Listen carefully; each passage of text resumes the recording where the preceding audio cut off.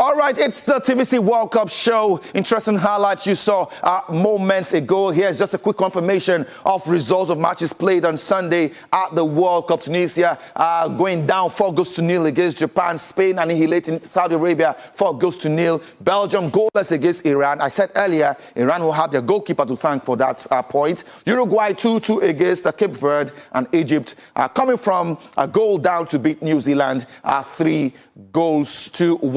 Here's the statistics of the game between Iran and Belgium. As I mentioned earlier, it was all about the Belgian national team. Despite bagging a red card in the second half, there were 10 men, yet they dominated against Iran. 70% of the ball possession against 30 by the Iranians. 4 corner kicks, 3 goalkeeper saved by Thibaut Courtois, and Iran, of course, the goalkeeper made 7 goal-bound saves to keep Iran with a one-man advantage yet in that particular game. Spain-Saudi Arabia was a one-way traffic. It was one-sided. 8 shots on target to 1 by the Spaniards. 67 ball possession to 33 for Saudi Arabia. 6-1 corner kicks and goalkeeper saves. 1-5. Okay, away from that now, let's take a look at those who are giving us all the excitement, those who are making us happy and scoring all the goals at the World Cup. Top on the chart on your screen now is Lionel Messi, who's got 3 goals for the Argentine national team. Lionel Messi, at the age of 38, almost 39, still doing amazing things for the Argentine national team. A lot of comparison between him and Ronaldo. Ronaldo came, into that game against DR Congo. So much expectations from him in the aftermath of Messi scoring 3 goals against Algeria. Fans would have thought he would replicate that, but that didn't happen because, they say, body no be firewood in the Nigerian parlance. Ronaldo is 41 years of age, but again, the question is, will Messi be as active as this when he's 41? All right, we'll wait to see if Messi will still be on the pitch playing football when he's 41 years of age, like Cristiano Ronaldo. Second on that list of goal scorers is Dennis Undav of Germany. He scored in the opening game against Curaçao and got a brace in the second game against Ivory Coast. Another person who is on the list here is Jonathan David of Canada, who has got 3 goals to his credit for one of the host nations. Kylian Mbappe of France, the captain of the French national team, has got 2 goals to his credit. Those 2 goals were scored against Senegal in their opening group game. In that particular group, they won the game 3-1. In that one. Maxi Araujo of Uruguay, he scored the 2 goals against Cape Verde yesterday.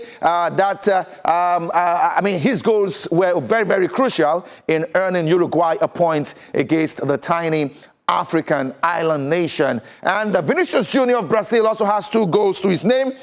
Yes, he scored those 2 goals. First, one in the opening game against Morocco. And in the second game, when they won 3-0, Vinicius Jr. was on the scorer's sheet, so he's got 2 goals to his name in that one. Matheus Cunha, also of Brazil, has 2 goals. Mikel Oyarzabal of Spain has 2 goals to his name. Let's take a look at other players who have 2 goals to their credit. Cody Gakpo has 2 goals. Kai Havertz of Germany has 2 goals.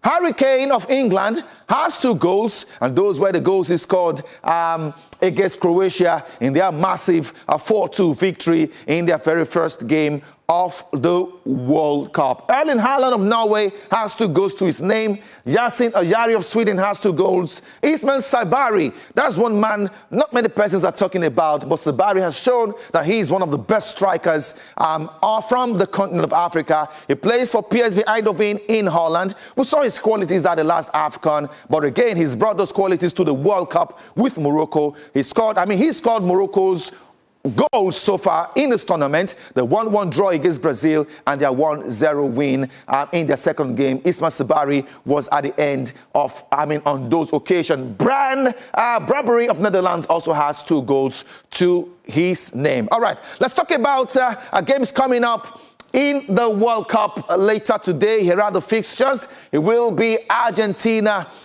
playing against Austria. France will be playing against Senegal. Norway against Senegal, I beg your pardon. France against Iraq. And Jordan will play Algeria. We can have a confirmation of those fixtures on your screen in a bit. Jane Nweze is still on the program at this time. Jane, lots of attention will be on the fixture between Norway and Senegal. Senegal did not win their opening game. Norway did. And so Senegal will be the ones under more pressure as far as this game is concerned, Jane. Well, I think that, going by how the World Cup has progressed so far, a lot of the teams that we kind of anticipated better performance from and that underperformed in the first game found a way to correct those things. Although it didn't work out for Uruguay because apparently Cape Verde, saw that they actually have potentials that they could utilize rather than just defending on a low block. But I think Senegal are going to come up better in that fixture against Norway. So even though the pressure is on them, but I'd say Norway watch out for Senegal. I mean, it's sad that we would have had Nicholas Jackson amongst the people that have a brace so far, or 2 goals in the competition, but he wasn't lethal in that opening game against France, and that's what Senegal is still brewing up till now. But I'd love to see how they turn up against Norway. Algeria have a date against Jordan. I mean, the Desert Foxes were well beaten by Argentina in the opening game. We saw stories about Zinedine Zidane, the French legend, sending a warning to his son, who's been in goal for Algeria. We don't know how true that story is. But again, the Algerians are a very decent side. The Super Eagles played against them at the AFCON, though we defeated them 2-0 in the quarterfinals. But I think they're a very good side, and one side that can actually prove their mettle against Jordan. Your thoughts? Well, I think that, the teams that are doing well in this competition are teams that have very good strikers, who can create goals out of nothing, and teams that have very good goalkeepers who can keep the defense even when they make some mistakes. And that's one thing that Algeria is lacking. A lot of people said that, the contrast between Zidane and his son is that a tiger gave birth to a goat. But I don't think, he was facing Messi, and we know how these things could happen. The tension each time Messi, comes with the ball to his box, knowing that anything can happen, and eventually it did happen 3 times in that game. I think that puts him on a suspect, and I'm not really excited about Algeria coming out of that because I don't think any striker is going to step up, but. Well, let's see what happens in the next game. I mean, it's Jordan. They don't have a Messi. So maybe it's going to be a better day in goal for Zidane. Jordan doesn't have a Messi, but I can tell you for free that they've got quality in that squad. The Super Eagles played against them in Antalya, Turkey. It was a 2-2 draw, if you recall. That Jordan team is very, very solid. And, with what I saw them play against the Super Eagles, I came to the realization that they actually deserve their place at the World Cup. Many persons will say, oh, it's just Jordan, but they've got a very quality side. I know what's going through your minds, but don't say anything. I'd say that it confirms to people who are saying that if only the Super Eagles qualified for this World Cup, they would have done better than a couple of teams. Absolutely. That game confirmed they won't. I believe that statement indeed. Jane, thank you so much for being on the program today. Thank you for your time. You're welcome. All right, still talking about the World Cup.